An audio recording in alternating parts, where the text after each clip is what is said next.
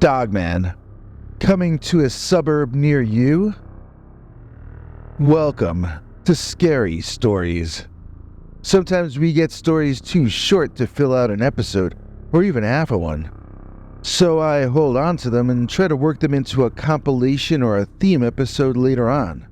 In this way, I've collected 5 different reports from suburban people alleging that they're being bothered by werewolf-like upright walking creatures resembling dogs or wolves. We're used to hearing about Dogman living in the wilderness and forest, but not so much the suburbs. These are from 5 different locations, but there's a certain similarity of theme to each of them.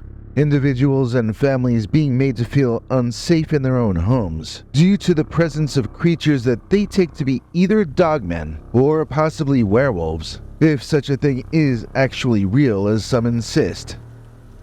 Allegedly, we have true stories here, which took place in Wisconsin, New Jersey, Western Pennsylvania, and even way out west in California.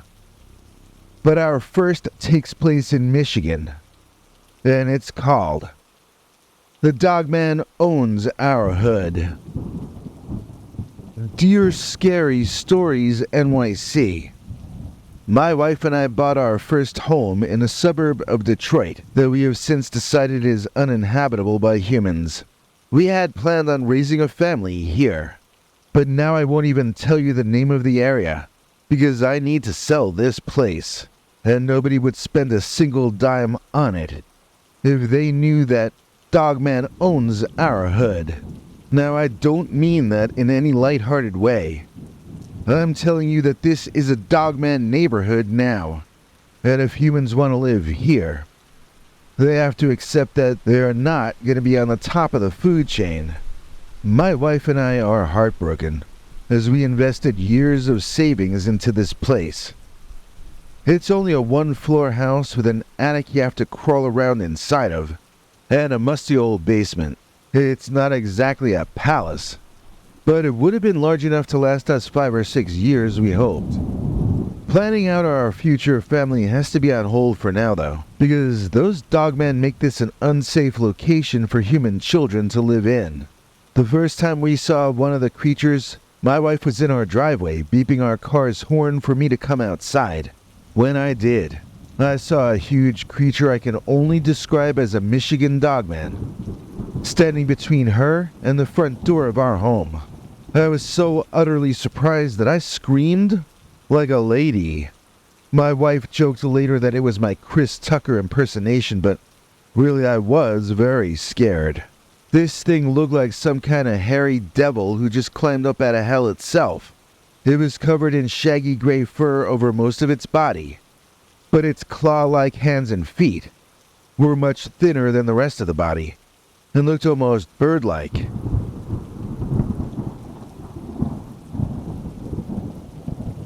The idea that this could be a man in a costume went right out the window. When you saw those clawed feet, it was moving on, because they were too narrow to stick a grown man's feet inside of. Its ears also twitched like real living dog ears, not like something on top of a costume. My fear was genuine, and so was my pathetic girly screech. It didn't matter though, because my high-pitched squeal scared that dogman as much as he scared me, and he ran off into the darkness. I helped my wife carry the groceries in as quickly as we could manage, and we've both been careful to get home before sundown since that event. This character looked as scary as something from a Spirit Halloween store, but it was not a man in a suit. We've seen it too many times since then, and it doesn't even move like a human. It's something weird, whatever it is. It will crawl about on our roof at night sometimes, and we don't know why. Maybe it can see further from up there. Or maybe it's just enjoying the night air, and that's something my wife and I aren't allowed to do any longer. We keep our windows bolted shut at night, because we're scared to death of the creepy beasts roaming around. There's lots more than just one of them, but I've never seen more than one at a time. They move so fast that some of the sightings are literally like 1 second or 2. as one of them dashes into the light, before returning quickly to shadow. They aren't only the most fearsome predators I've ever seen, but they use darkness and surprise to make themselves even deadlier. It's really hard to sleep in this house, because we both know that it's only a matter of time until one of those dogmen gets hungry enough to figure out his way into our home. We feel like we're in a race against time to sell this place, and if we don't do it in time, then it's just not going to matter anymore, because it will be too late. I sent my wife to live with her mother, who is telling her that I am a failure at being a husband. It's hard for me to argue back. I need to sell this house to save my life and my marriage. But I know that if I am successful, I may be dooming someone else's life. That's what this world has come to. It's dog eat dog in a very real sense. Because Dogman owns our hood. Story number 2. Dogman walks between our homes. Dear Scary Stories NYC. I live in a place in Wisconsin that's basically a suburb of Minneapolis-St. Paul, on the other side of the St. Croix River. It's one of the older of the newer Spielberg-style neighborhoods, but not built over an Indian burial mound as far as I know so far. Our family is situated on a cute block with other families with children, and behind our homes are little dirt roads beaten into the grass, showing which families got along with which other families. The less grass you could see, the more well-traveled that pathway was. Well, that tradition the kids were growing up with seems to be in the process of becoming unraveled, as 2 of the mothers have told me that they've seen a big old man wearing a werewolf costume, and that it's not safe to use the walkways behind the homes anymore. The size they told me the creature was, however, it was bigger than a brown bear, so I doubt that they're witnessing men in costumes. I think it's either a mutant bear or else a genuine Midwestern dogman or a Wisconsin werewolf. Our neighborhood is cut out of the woods, so there is a lot of land around for a large predator to roam in and hunt. My presumption is that game must be scarce this year, and they must be in our town scavenging human garbage. Of course, the more alarmed parents point out that I can't, and in fact nobody can, rule out the possibility that these big beasts who walk like men are actually here to hunt our loved ones. Several families have invested in motion-activated camera systems within the last week. If any of us catch anything of interest, I will be sure to send it your way. Story number 3. Dogman on our front lawn. Dear Scary Stories NYC.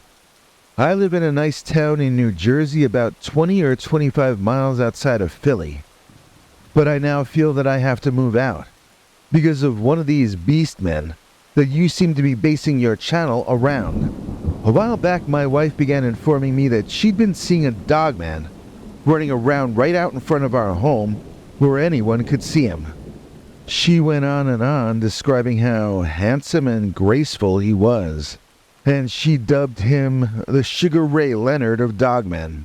My wife was a huge fan of Sugar Ray Leonard when she was a kid, and she only recently told me of her childhood crush on the famous boxer. So it kind of weirded me out that my wife was telling me she was seeing a monster in front of our house just before dawn in the early mornings. But it genuinely bothered me that she was comparing this monster to a public figure that she had a childhood crush on.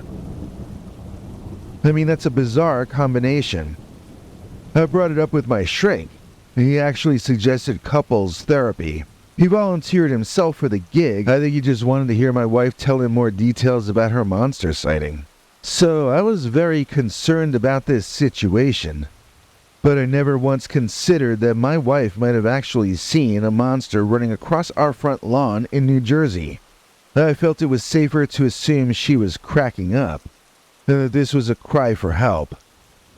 And then, one morning, she got me up early when the supposed Sugar Ray Leonard of Dogman was allegedly outside. We both quietly crept over to a window, and I had absolutely no idea what I was going to be seeing when I looked out there. When my wife pulled the curtain back, and I could see an actual hairy monster for the first time in my life, my feet almost slipped out from underneath me. First of all, this was not Sugar Ray Leonard. This was a creature as big as a bear, and Leonard was certainly never that. This beast was furry, and Leonard was never that either. It had a round, bear-like face, but tall, pointed dog ears. The body, although covered in thick fur, was shaped almost more like an oversized human than a bear or a canine. Although its legs were more canine than human, it adopted many postures and attitudes that were amazingly like those of a man. I was horrified. I could feel the blood draining from my body. But what frightened me even more than that beast was when I turned around and saw the look of adoration on the eyes of my wife. This messenger of Satan outside on our front lawn had stolen my wife not only from me, but from the path of goodness and righteousness itself. We are in the process of moving out and selling this home. I cannot allow my wife to be surrounded by such evil influences, and so we are looking for a home in a good Christian community where people know better than to invite the devil into one's life. I don't know where we'll end up, but I doubt it'll be here in New Jersey. Story number 4. The creature was taller than my garage door. Dear Scary Stories NYC. I grew up in a nice little suburban place to the west of Pittsburgh. My sister still lives in that home, so I don't want to name the town. She recently told me she saw something that sounded a lot like the creature in the story I'm about to tell you. Now, this original story happened to me and my father, and I guess the year would have been 1974-ish. I've been trying to narrow the year down more specifically, but my dad's passed on, and so I can only go on my childhood memories of the event. One of my main chores I did as a kid was to take the garbage out at night after dinner, and to put it in the garbage cans that we kept back down the side of the house in the back. If the garbage man was coming in the morning, then it was also my job to put the cans out front. Now, that was all fine, until the night when this stuff went down. Our area was sort of suburban in that there was forest behind us and all around us everywhere, but we had a lot of buildings on the blocks around us, and not too much space between the homes. So it was like a tight-packed, almost urban community of private homes, but located out in the woods. We would have deer wandering through our yards at night. At one time, one of our neighbors down the block had a bear come into her front yard, toppling her garbage and eating what he found falling out. There were stories and family legends of Bigfoot, which was almost accepted as real in the general attitude of the kids, and even a lot of the adults back then too. But until this thing happened to us, nobody around where I was had ever talked about any kind of werewolf or dogman existing. I don't just mean that I hadn't heard about it as a local legend, but when I was a kid way back then, nobody I knew had any awareness of the dogman as a thing that existed at all, and we only knew of werewolves in the sense of the wolfmen in horror movies and on TV. I've met some people from the region since then who tell me that they always had heard of the dogman and real werewolves in Pennsylvania. But I don't think those stories made it into my family and my group of friends before what happened to us. So here is what happened. It was after dinner, and I was in the kitchen helping my sister clean up, and getting ready to take the garbage out at the very end of all the cleaning. The two of us were actually fairly efficient at doing all this because the sooner we got done and approved by one or the other of our parents, the sooner we could watch TV for a while before bed. TV was kind of the YouTube of those days, in case you haven't heard of it before. So we were motivated to work quickly and thoroughly, and it was with great pain that I returned from my trip to throw out the garbage, with that garbage still in my possession. I went up to my dad and I decided that the best strategy would be to tell the truth. And the truth was that when I went outside, I found a big, hairy monster the height of 2 men, standing in between me and those garbage cans.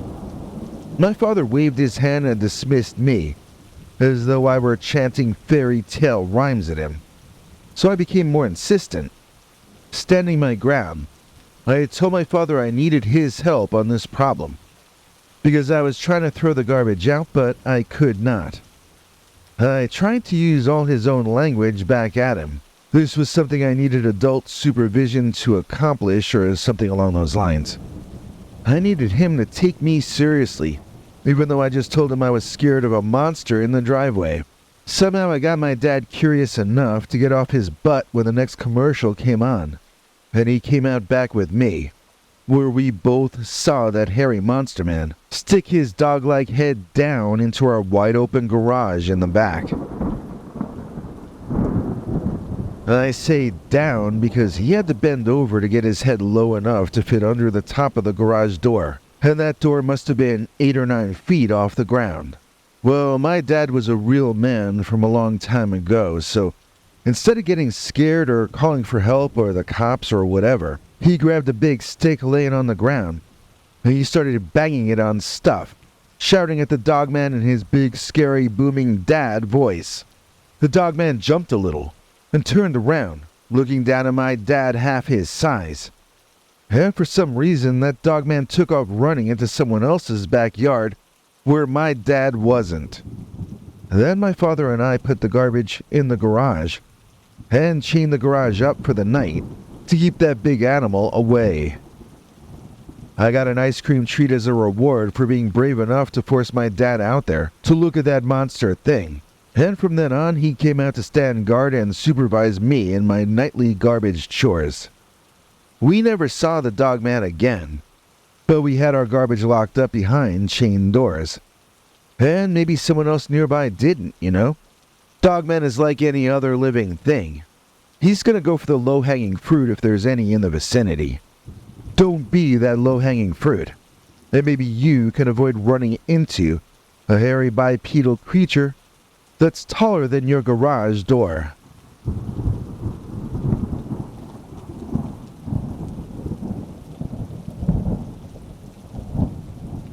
And finally for today's story number 5, the Dogman Highway behind our homes. Dear Scary Stories NYC, I am writing you to report that there are indeed Dogmen in California, that it's causing me to sell my home and move out. I won't say where I am, but it's a northern suburb of Los Angeles. Unlike many communities in the area, we have a number of homes densely packed on top of each other here, with very little surrounding property, and there's a cement walkway behind our homes that we use as our private thoroughfare. Since the pandemic, however, we're finding that more and more that pathway behind our little houses is becoming State Route 666 for the Dogman. My cousin Merrill came to visit me just last night by walking up the back way, and when she arrived, she was ringing our doorbell like it was a pinball machine. When I let her in, she was shaking all over, and she was insisting that a big hairy giant with glowing eyes had been following her there. I felt very guilty for not warning her, but I had heard my neighbors discussing just such a creature or man or whatever it was. My cousin's description is enough to make me look into moving. She said the thing had daggers for teeth, and that its eyes were so bright red that she felt they were filled with blood like balloons and ready to pop all over her. If that isn't the strangest Dogman description I've ever heard, it's certainly in the top 5. Some of the stories I've heard are very upsetting, now that I realize this is a real thing. People talk about seeing the beast sometimes walking in pairs or even small packs. I'm not sure what should be done about this, but I say, why not try several things at once? We could use some brighter nighttime lighting around here. We could use some security cameras. I don't think a police presence patrolling the block a couple times a night would be a very bad thing either. If something can't be done, though, then I am gonna have to pack up and find someplace else to live.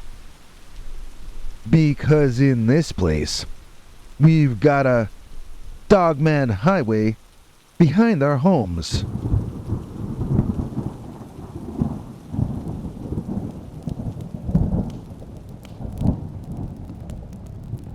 I just had an epiphany. It was long past time to thank Tiffany. Please join me in thanking today's executive producer, Tiffany Walsh, for making this episode possible. Tiffany is a member of our PayPal subscribers club, which means she's gonna get to watch tomorrow's all-new secret uncensored Dogman story that only members get to see.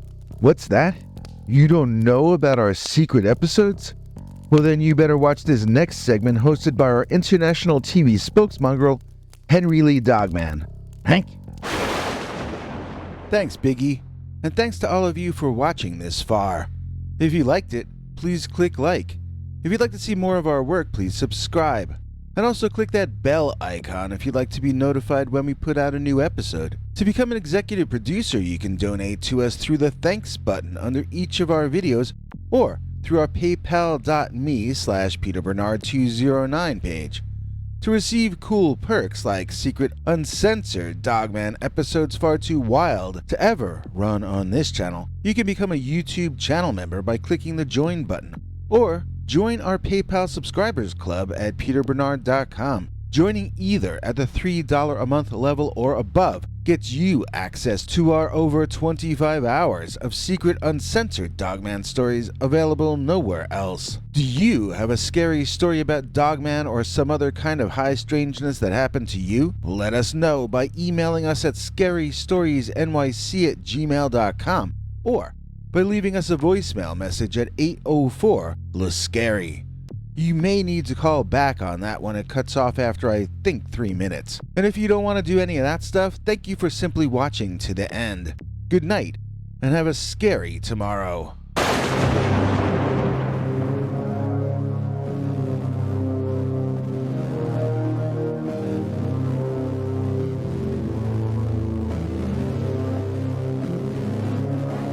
Come back for more scary stories.